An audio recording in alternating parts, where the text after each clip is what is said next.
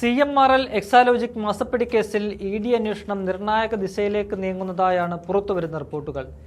Exalogic company ഉടമയും Pinarayi വിജയന്റെ മകളുമായ വീണ വിജയനെ ഇന്നലെയും ED ചോദ്യം ചെയ്തിരുന്നു.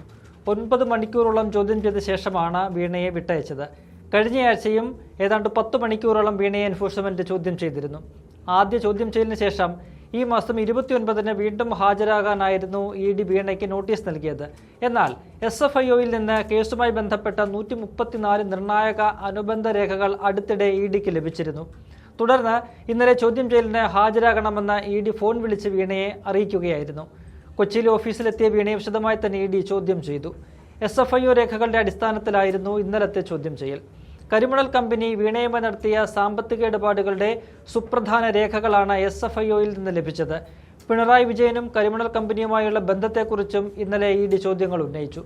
ആദ്യഘട്ടത്തിൽ എക്സാലോജിക് കമ്പനി CMRL നൽകിയ സേവനം, CMRLൽ നിന്ന് ലഭിച്ച പണം എന്തു ചെയ്തു എന്നീ കാര്യങ്ങളിലാണ് വീണയിൽ നിന്നും വ്യക്തത തേടിയത്. സേവനങ്ങളുമായി ബന്ധപ്പെട്ട രേഖകൾ ചോദിച്ചെങ്കിലും വീണയ്ക്ക് ആദ്യഘട്ടത്തിൽ അത് ഹാജരാക്കാൻ കഴിഞ്ഞിരുന്നില്ല.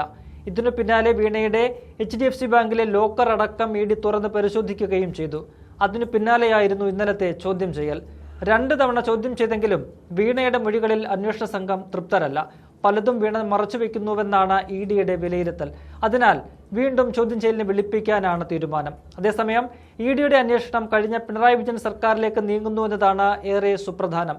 LDF സർക്കാരിന്റെ കാലത്ത് CMRLന് കിട്ടിയ സഹായങ്ങൾ ED അന്വേഷിക്കുകയാണ്. വീണയ്ക്ക് മാസപ്പടി കിട്ടിയതിന് പിന്നിൽ സർക്കാരിൽ നിന്ന് CMRLന് ലഭിച്ച വഴിവിട്ട സഹായങ്ങളാണെന്നാണ് EDയുടെ നിഗമനം. CMRL എക്സാലോജിക് കരാറിൽ അസ്വാഭാവികത ഉണ്ടെന്നാണ് EDയുടെ വിലയിരുത്തൽ. അതിനാൽ കരാറിലെ അഴിമതി കേന്ദ്രീകരിച്ചാണ് ഇനി അന്വേഷണം പുരോഗമിക്കുക. ആദ്യ LDF സർക്കാരും CMRLും തമ്മിലുള്ള ഇടപാടുകളിലേക്കാണ് EDയുടെ അന്വേഷണം നീളുന്നത്. നേരത്തെ കോൺഗ്രസ് നേതാവ് മാത്യു കുഴൽനാടൻ ഈ വിഷയമാണ് പ്രധാനമായും ഉന്നയിച്ചിരുന്നത്.